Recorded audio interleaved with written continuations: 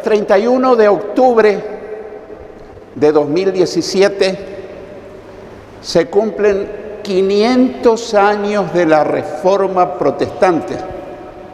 Habrás escuchado esa expresión seguramente. No sé si la entendiste, pero hoy vamos a comenzar a estudiar ese tema.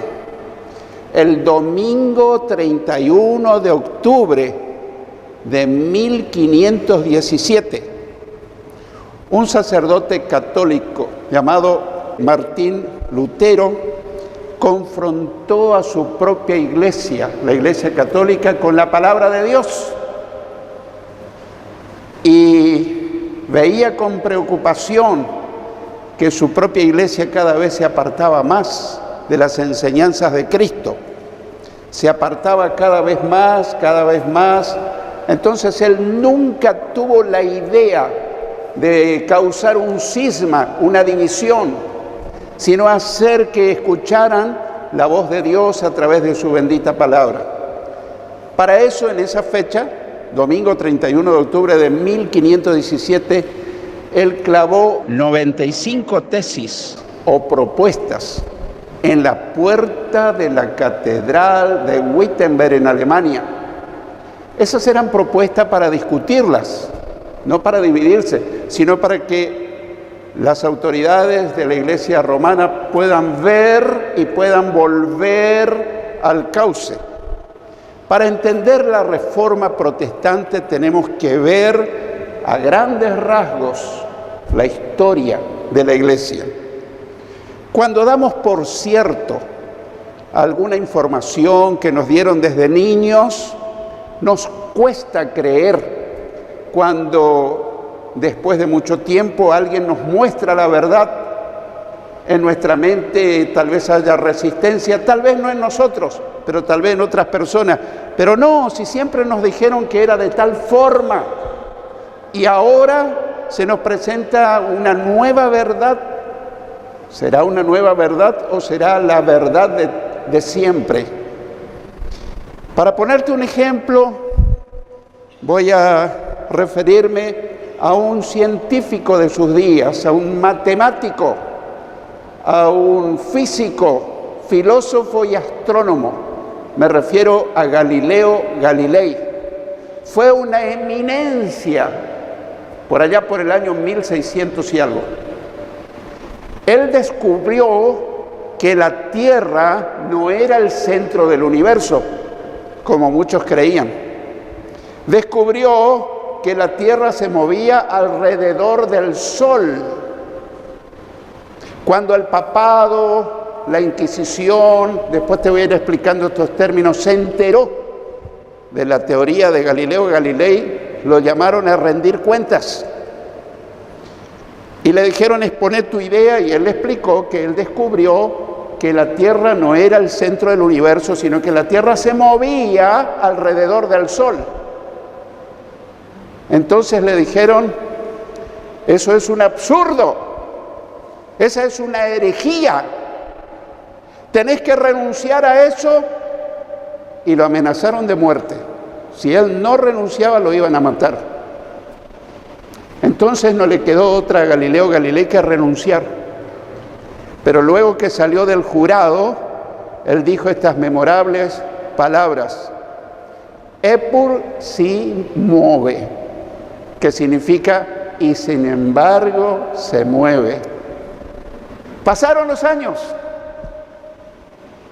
y la Iglesia Católica Romana descubrió que había cometido un grave error, que en realidad la Tierra se mueve alrededor del Sol y que la Tierra no es el centro del universo. Sin embargo, lo habían tildado de hereje. Hereje es alguien que comete una grave equivocación contra las verdades supuestamente de la Iglesia romana. Lamentablemente, cuando la Iglesia romana recapacitó y se dio cuenta que Galileo había tenido la verdad, Galileo ya había muerto. Así que él murió como un hereje amenazado de muerte. Así que esto mismo puede pasar con la historia de la Iglesia. Cuando vemos la historia de la Iglesia, vamos a descubrir muchas cosas que incluso nosotros, cristianos evangélicos, tal vez desconocemos. Y más la gente que no es cristiana evangélica. Vamos a ver en esta noche, en Hechos de los Apóstoles, capítulo 11, versículos 21, 22 y 26. Ahí vamos a descubrir que la iglesia, por lo menos los 100 primeros años, no se llamó iglesia cristiana y mucho menos iglesia católica romana. Era la iglesia, así simplemente. Seguramente te resultará una novedad, pero así fue. En Hechos de los Apóstoles, capítulo 11, versículos 21, 22 y 26 leemos: y con la ayuda del Señor, un gran número de personas creyó y se convirtió al Señor. Como esto llegó a oídos de la iglesia en Jerusalén, no dice ni siquiera iglesia cristiana, y menos aún iglesia católica romana, enviaron a Bernabé hasta Antioquía. Durante todo un año se congregaron con la iglesia,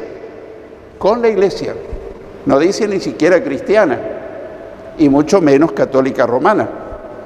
Y enseñaron a mucha gente, y fue allí en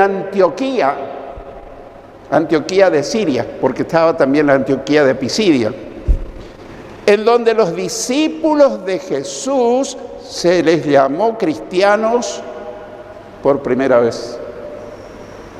¿Cuándo ocurrió eso? Cerca del año 90 de la era cristiana. Así que durante casi 100 años la iglesia no se llamó cristiana, se llamó iglesia nomás. Iglesia en Jerusalén, iglesia en tal parte. No fue cristiana ni mucho menos romana. Digo todo esto porque los católicos romanos dicen que el origen de la iglesia católica se remonta al apóstol Pedro y que desde ahí Cristo fundó la iglesia católica romana. Esa historia no es verdad. Quien examina la historia y examina la palabra de Dios se da cuenta que realmente eso es una gran mentira, es una estafa histórica. Y mucha gente que no investiga dice, bueno, debe ser que eso es verdad, porque desde chiquito te habrán enseñado, o tal vez a otros, la única iglesia verdadera es la iglesia católica apostólica romana. Las demás son sectas, porque desde el primer momento Jesús la formó. Eso no es verdad. Y yo te lo voy a probar en la Biblia. En esa época la cristiandad se vivía casi en secreto, porque la iglesia o los cristianos eran perseguidos. El gran crecimiento de la iglesia provocó mucho temor en los gobernantes del imperio, en los emperadores. Veían que el imperio cada vez se debilitaba más y la iglesia crecía. Y ellos podían perder el control de sus súbditos. En el año 313, escucha bien, 313 de nuestra era, después de Cristo, el emperador Constantino se transformó de perseguidor en defensor del cristianismo por conveniencias políticas, porque tenía miedo que su imperio se desmembrara. Entonces él dijo, no, me voy a aliar a la iglesia para que el imperio se mantenga unido. Él unió el Estado con la iglesia en el año 313. A partir de ahí hay religión oficial, la religión oficial. Eso es un invento del emperador Constantino. Unió el Estado con la iglesia, unió el paganismo de los romanos que tenían unas religiones paganas, unió con el cristianismo de los seguidores de Cristo y se hizo una fusión, lo que podemos decir un sincretismo religioso, una mezcla de paganismo y cristianismo. Constantino se declaró jefe supremo de la iglesia del Imperio Romano y así surgió la iglesia romana, de allí su nombre, con sede en Roma, la capital del imperio. El concilio de Nicea fue convocada por el emperador, que ni siquiera era cristiano.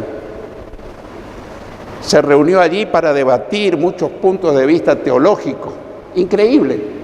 Pero si uno estudia la historia secular, cualquier historiador, en cualquier manual de historia secular, uno puede conseguir estos datos.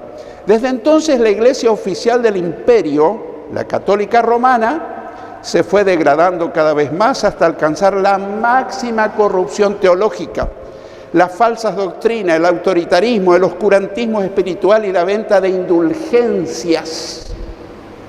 Eso fue la gota que rebalsó el vaso para provocar la reforma protestante. Después te voy a enseñar bien qué es la venta de indulgencia, pero te voy a adelantar brevemente. Uno, para salir del purgatorio, una doctrina que no enseña la Biblia, había que pagar, había que comprar indulgencia. Entonces, si mi abuelito fue un depravado y se fue al purgatorio, nosotros sabemos que eso no ocurre. Si en vida no aceptó a Cristo, se va al infierno y de ahí no lo saca nadie. Pero ellos inventaron la doctrina del purgatorio para vender las indulgencias. Había que pagar para que el alma de mi abuelo salga al purgatorio y vaya al cielo. Esas fueron las indulgencias. ¿Y para qué se recaudaba ese dinero? Para construir la Basílica de San Pedro en Roma. Eso fue el invento de un papa. Eso no es bíblico. Pero claro, si toda la vida uno escuchó otra historia, va a decir, pero este pastor es un hereje, mirá lo que está enseñando.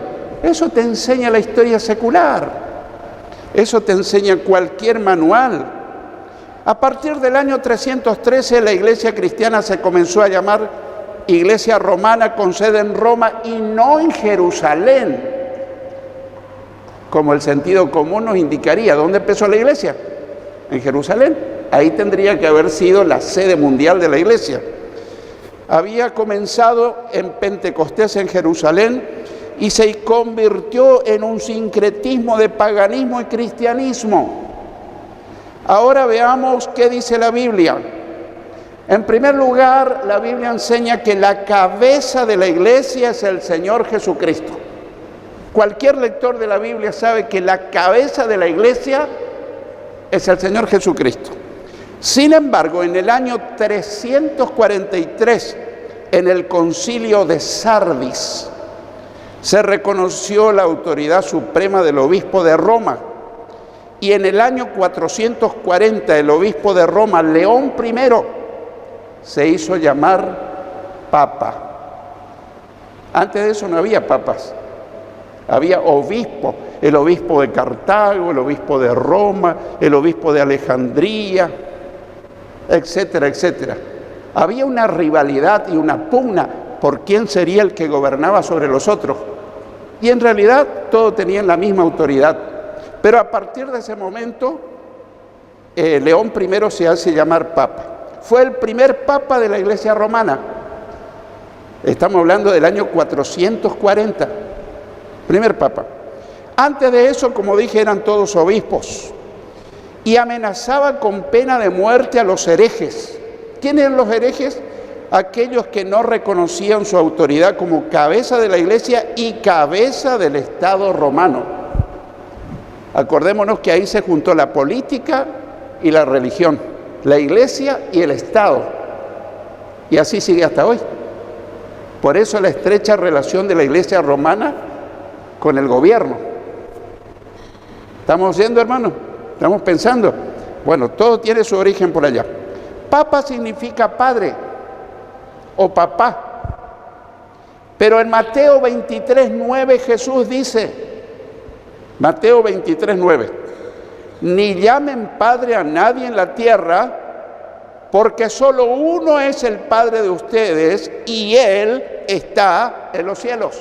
¡Gloria a Dios! Ahí está nuestro Padre en el cielo. Jesús dice eso.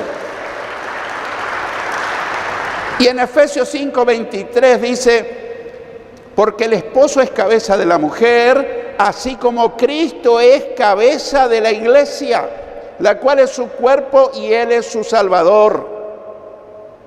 Así que la cabeza de la iglesia no es el Papa, sino el Señor Jesucristo. No lo estoy diciendo con ironía, no lo estoy diciendo con sarcasmo, estoy apegándome a la historia y a la palabra de Dios. No pretendo ofender a ningún católico que después escuche esta grabación. No tengo nada contra los católicos. Los amo porque eso me manda el Señor Jesucristo. Y aunque no soy ecuménico, pero sin embargo los amo. Aunque rechazo deliberada y abiertamente sus enseñanzas porque son erróneas, no son bíblicas, no concuerda con las enseñanzas de la palabra de Dios. Y alguien tiene que decir, cuidado, eso no es verdad. La historia y la palabra de Dios están contándonos la realidad de lo que pasó. En segundo lugar, la iglesia fue fundada sobre la roca que es Cristo. La iglesia fue fundada sobre la roca. Sin embargo, el Papa Calixto I declaró que Cristo fundó la iglesia sobre el apóstol Pedro. Y eso creen hasta hoy los católicos. Y como dicen que Pedro fue el primer papa y que luego hubo una sucesión de papas hasta ahora, dicen que el papa es el fundamento de la iglesia. Mentira, eso no es así, eso no es verdad. En Gálatas 2:9 Pablo dice, y como reconocieron la gracia que me había sido dada, Jacobo, Cefas, es decir, Pedro y Juan, que eran considerados como columnas, nos dieron a mí y a Bernabé la diestra en señal de compañerismo para que nosotros fuéramos a los no judíos y ellos a los judíos. Las columnas sostienen el edificio, pero no son el fundamento. Las columnas sostienen el edificio, pero no son el fundamento. El fundamento, el cimiento, la base de la iglesia cristiana se llama Jesucristo, el Hijo de Dios. ¡Aleluya!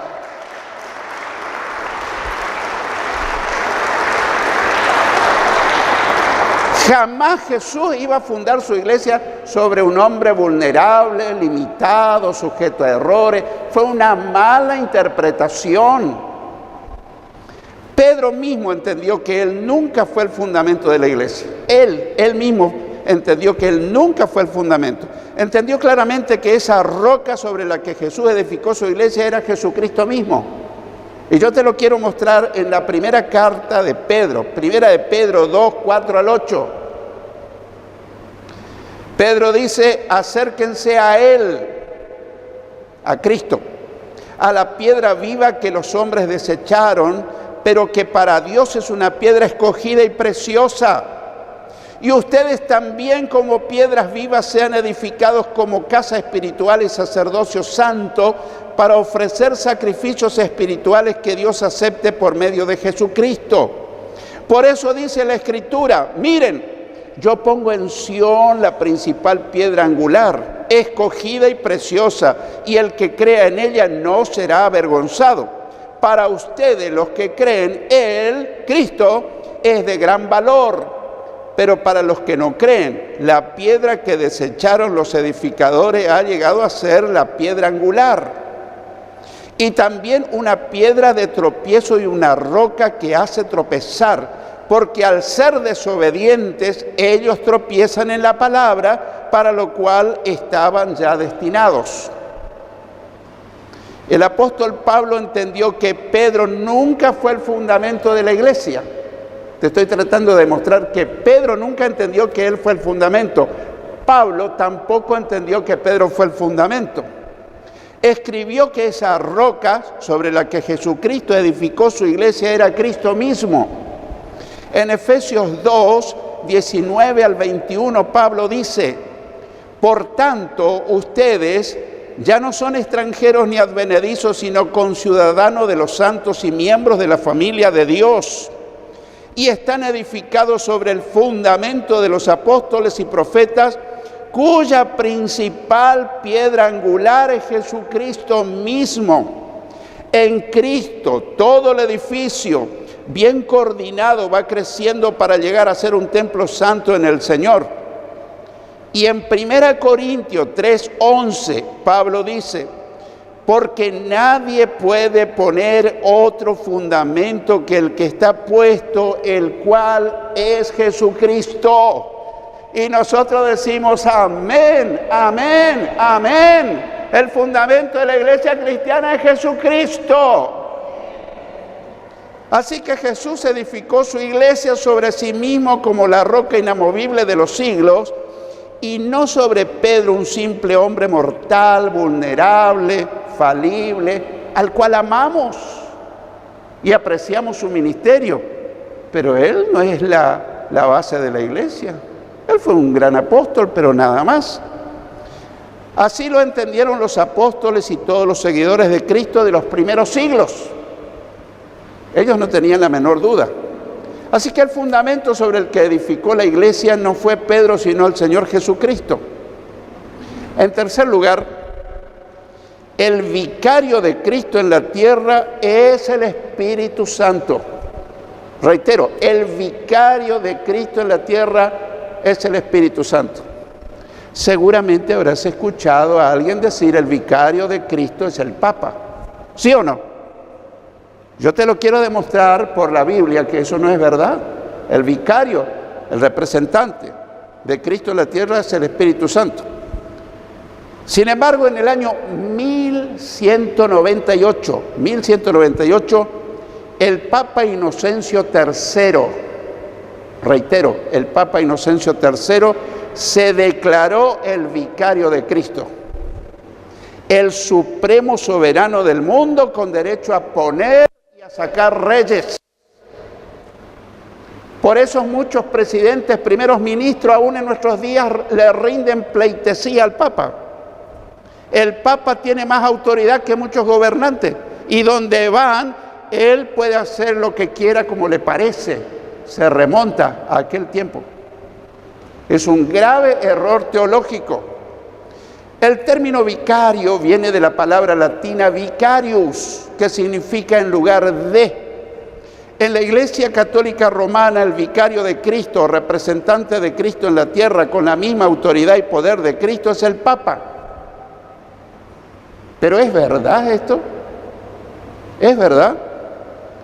Antes de ascender al cielo, Jesús dijo que el Espíritu Santo sería su vicario o representante en la tierra. No dijo esa palabra vicario, pero vicario quiere decir representante. El que le sustituye, el que viene en lugar de Cristo para estar con nosotros. Cristo ascendió al cielo y Él envió a alguien para que permanezca con nosotros. No es un ser humano, es el Espíritu Santo. Te lo quiero probar bíblicamente. La presencia en la tierra del vicario de Cristo. En Juan 14, 15 al 18, Jesús dice: si me aman, obedezcan mis mandamientos, y yo rogaré al Padre, y Él les dará otro consolador para que esté con ustedes para siempre.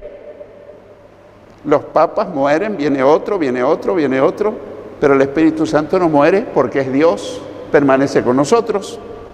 Verso 17, es decir, el Espíritu de verdad, el cual el mundo no puede recibir porque no le ve ni lo conoce, pero ustedes lo conocen porque permanece con ustedes y estará con ustedes. No los dejaré huérfanos, dice Jesús, vendré a ustedes a través del Espíritu Santo. La obra en la tierra del vicario de Cristo lo podemos encontrar en Juan 14, 25 y 26. Jesús dice: les he dicho estas cosas mientras estoy con ustedes, pero el Espíritu Santo, a quien el Padre enviará en mi nombre, los consolará y les enseñará todas las cosas y les recordará todo lo que yo les he dicho. En Juan 16, versículos 4 al 16, Jesús dice: no les dije esto al principio porque yo estaba con ustedes, pero ahora vuelvo al que me envió, a Dios el Padre. Y ninguno de ustedes me pregunta: ¿a dónde vas? Al contrario, por esto que les he dicho, su corazón se ha llenado de tristeza. Pero les digo la verdad, les conviene que yo me vaya, porque si no me voy, el Consolador no vendrá a ustedes, pero si me voy, yo se lo enviaré. Y cuando Él venga, convencerá al mundo de pecado, de justicia y de juicio. De pecado por cuanto no creen en mí, de justicia por cuanto voy al Padre y no me verán más, y de juicio por cuanto el príncipe de este mundo, es decir, Satanás, ya ha sido juzgado.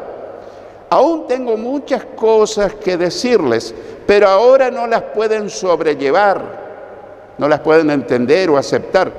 Pero cuando venga el Espíritu de verdad, Él los guiará a toda la verdad, porque no hablará por su propia cuenta, sino que hablará todo lo que oiga y les hará saber las cosas que habrán de venir. Él me glorificará porque tomará de lo mío y se lo hará saber. Todo lo que tiene el Padre es mío. Por eso dije que tomará de lo mío y se lo dará a conocer a ustedes. Todavía un poco y no me verán, y de nuevo un poco y me verán, a través del Espíritu Santo. Así que el vicario de Cristo en la tierra no es el Papa, es el Espíritu Santo. Y yo reitero, no lo estoy diciendo con ironía ni sarcasmo, sino poniendo las cosas como son. Porque hay muchísima gente inocente que le han enseñado que el vicario de Cristo en la tierra es el Papa. Eso es mentira. Eso no enseña la palabra de Dios. Jesús enseñó que Él iba a enviar su representante, su vicario, el Espíritu Santo, para que esté con nosotros, para que Él nos hable y nos enseñe en nombre de Jesús. ¿Vamos entendiendo, hermanos? Es posible que hayas dado por sentado que el Papa es la cabeza de la Iglesia y hoy descubrís que es el Señor Jesucristo. Tal vez no en nuestro ámbito, pero cuando alguien lo vea y que escuche este mensaje. Es posible que hayas escuchado que Cristo fundó la Iglesia sobre Pedro y hoy descubrís que la fundó sobre Cristo mismo. Es posible que alguien haya escuchado que el vicario de Cristo en la tierra es el Papa y hoy descubrís que es el Espíritu Santo. Estos tremendos errores y otros que seguiremos viendo provocaron la Reforma Protestante del siglo XVI. Hombres estudiosos, sacerdotes, porque hubieron los reformadores, los precursores de la Reforma, hombres que amaron a Dios, que amaron la palabra de Dios. Todos eran sacerdotes, eran católicos romanos, y ellos nunca pensaron en hacer una división ni hacer un cisma. Ellos quisieron que tanto el Papa como las doctrinas católicos romanas vuelvan al cauce, porque todo comenzó a degradarse con el emperador Constantino, que mezcló, como dijimos, la religión del paganismo con el cristianismo. Y cuando siga el próximo mensaje, te va a tomar escalofrío las cosas que enseñaron y que se siguen enseñando. Cosas que no son bíblicas, totalmente contrarias a la palabra de Dios. La pregunta final ¿es Jesucristo la cabeza en tu vida? Es decir, el que gobierna en tu vida. Esto para nosotros. ¿Es Jesucristo el que gobierna tu vida y mi vida? Dios quiere que digamos amén. ¿Está tu vida basada sobre el fundamento que es Cristo o está basada sobre una religión? Debiéramos basar nuestra vida en la roca inamovible de los siglos, que es Jesucristo. ¿Es el Espíritu Santo el que te guía como vicario de Cristo? ¿O es tu propia voluntad? Uno puede saber todas las verdades, pero hacer caso omiso a todo esto. Así que, hermanos, esto es para reflexionar, pensar, y como hoy dije, lo repito. Jesús me enseña a amar a los católicos, pero no comparto en absoluto sus enseñanzas porque no son verdad, no son bíblicas. Y aunque no soy ecuménico, ni lo seré jamás, el ecumenismo es la unión de todas las religiones, yo no soy ecuménico ni jamás lo seré, pero sin embargo Jesús me enseñó a amarlos a ellos y a mostrarles la verdad. Así que este mensaje no es un ataque contra los católicos, es un ataque abierto y deliberado contra las falsas doctrinas de la Iglesia cristiana o la Iglesia católica romana. No es verdad lo que enseñan. La gran mayoría de católicos son inocentes, engañados. Y nosotros sabemos que es verdad. Hacer caravanas, llevando una estatua, rindiéndole honores, según la Biblia, eso es abominación delante de Dios. Hay un solo Dios verdadero,